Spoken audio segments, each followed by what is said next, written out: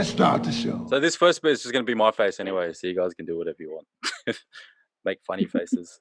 I don't know. Or leave, yeah, sure. Hey guys, welcome back to another episode of the ACM show. This week we're here with the social care and government team for ACM Healthcare, the lovely Jess and Catherine. How you guys going? Good. Cool. All right, so let's get into it. So what were you guys doing before you started at ACM Healthcare? So me and Jess actually worked together on and off for over 3.5 years now, so across 3 different agencies. So they've always been in healthcare and social care. So I actually started out recruiting for support workers in residential youth and disability group homes first, then moved on to social workers, nurses, and then on to an internal recruitment role in allied health, so in an aged care organisation. So mainly like physios, occupational therapists, osteos, that kind of thing. So really, I've always stuck with healthcare, social care, which is really what I enjoy the most and kind of stuck with.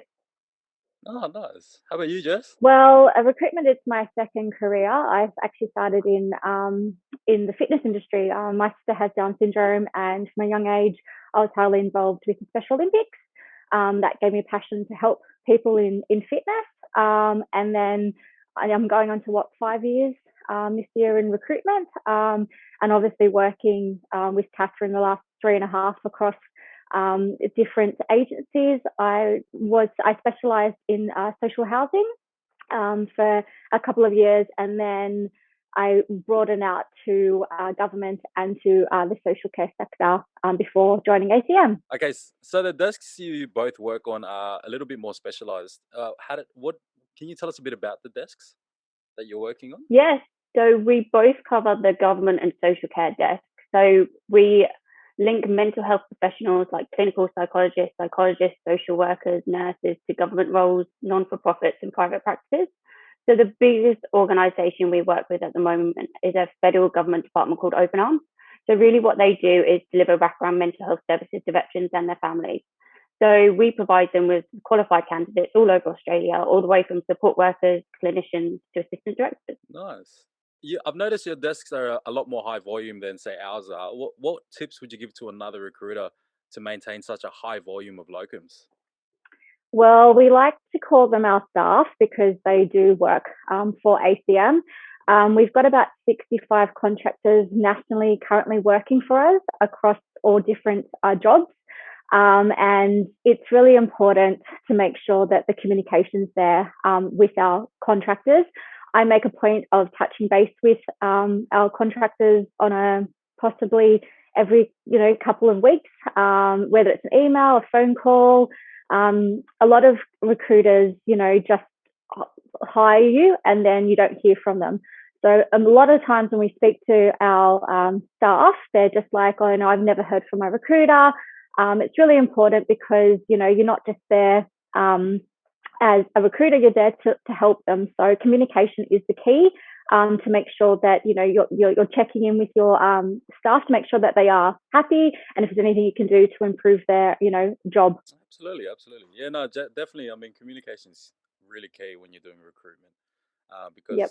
You just feel like a number. If you were placed by a recruiter and you never heard from them, you just feel like a number, wouldn't you? Like so many times, candidates will say to me, I've never heard from my recruiter again, or even working, they're like, they brought me on board and I haven't heard from them since. 100%. So it's really important to make them feel special. And, that's what sets ACM separate to other agencies. We actually do care about our staff. 100%. Yeah, definitely. So working with you guys for, a few months, maybe approaching a year now, we've learned a lot about both of you. And there's a lot of differences between you. So what's the dynamic for your team?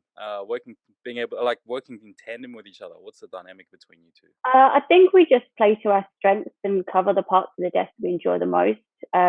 So I love more of the numbers, strategy, templates, more of the social media side, so LinkedIn, candidate pooling, sourcing side, and Jess is more of the talker.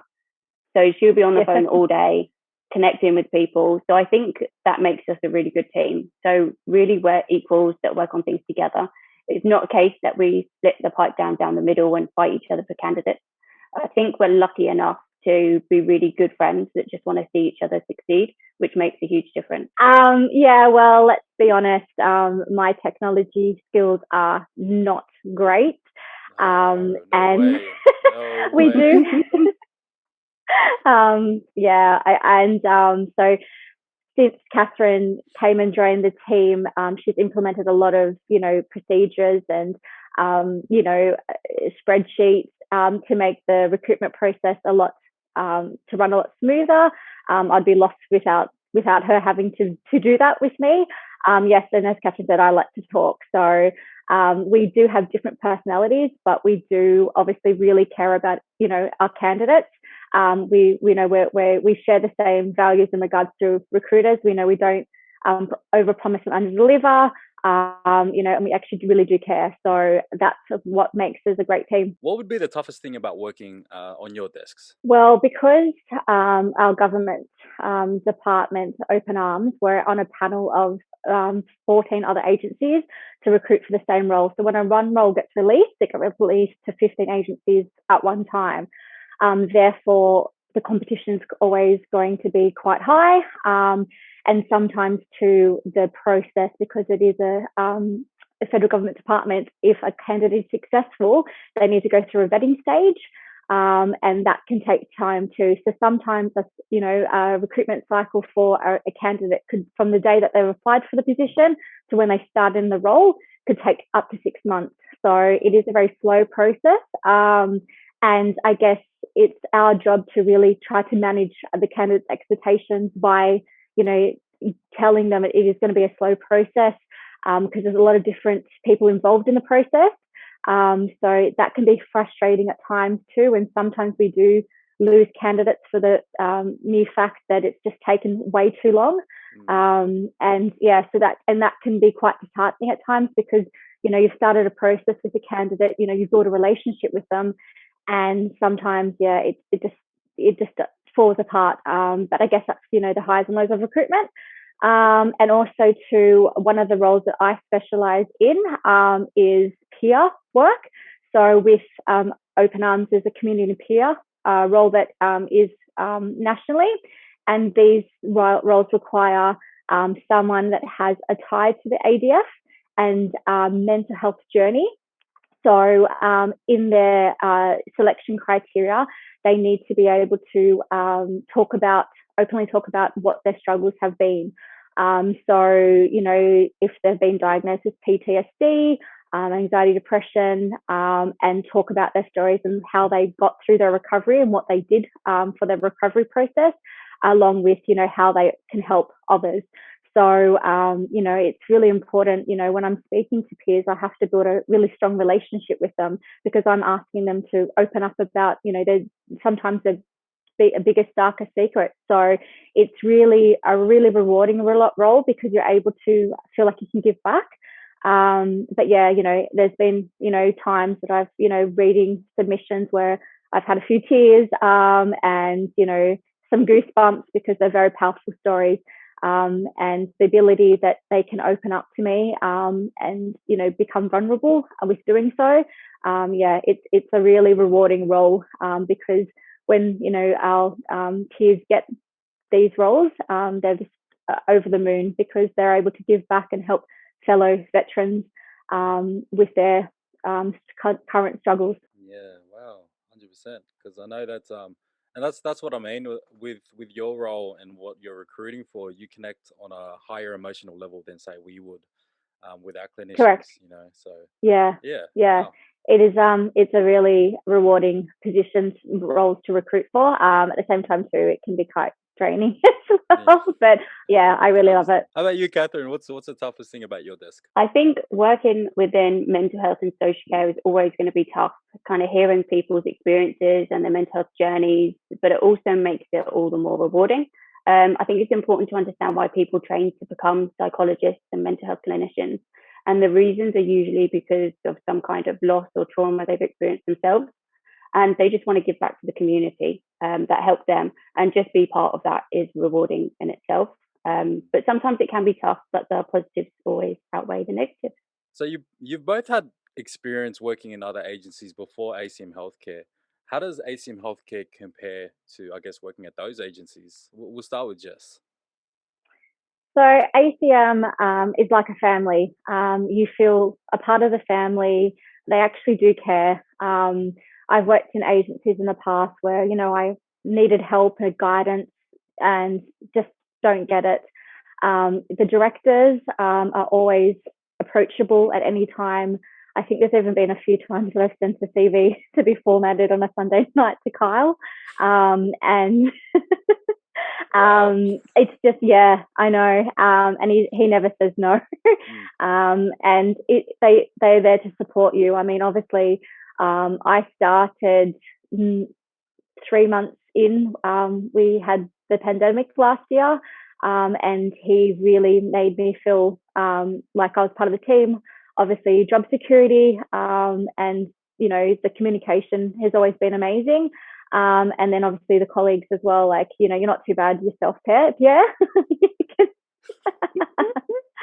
But yeah, it's just a really you go to work, and I don't, even though I work majority from home, but going to the office, I never not want to go in.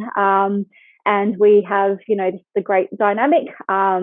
It's really important. Most agencies, you have the shark mentality. So what sets ACM aside, different to other agencies, is the fact that we work all together as a team. Most agencies I've been at in the past have always, there's always that, top biller, that mentality, that shark mentality. We as a team celebrate each other's wins, and also, support us when we have the losses as well. So there's not ever, one person against the other. And yeah, it's just a great bunch of people that we work with. And yeah, we get rewarded for our hard work, and the support is there too. So yeah, it's just like a family. Yeah, awesome. How about you, Catherine? Do you hate us? No, not quite, not yet. Not I yet. think I might do, but maybe later. I think the biggest thing with ACM is that you can tell straight away that they really care. And the most important thing with them is candidates and clients are the right fit for each other. So it's not just all about making money, it's about making the right fit. And I think that extends to the whole team. So if I'm working with a candidate who's a great fit for a role someone else in the team's working with, then we introduce them. Another thing with ACM is they provide a lot of training. So we're a small team that gets on really well. And the directors are always available to talk through strategies or training. And it's so nice to be involved in the bigger picture stuff that you really just don't get with other agencies. Absolutely, yeah. No, I mean, one of the most important things for me was, and I tell my clients this, if a candidate I place with you leaves, it doesn't benefit me or it doesn't benefit you. So that's why it's very important for us to find the right fits for each other, especially with all of our clients. So yeah. All right, guys, that's it. That's the end of the show. How was it for both of you? Did you enjoy it? Yeah, it was good. Yep, it was good. And scene. Well, guys, thank you so much again to Jess and Catherine for jumping on the ACM show. But we will see you guys in another couple of weeks with another installment of the ACM show. Thank you again to both of you for jumping on and taking the time. My pleasure. But yeah, that's the ACM show, guys. We'll see you in a couple of weeks.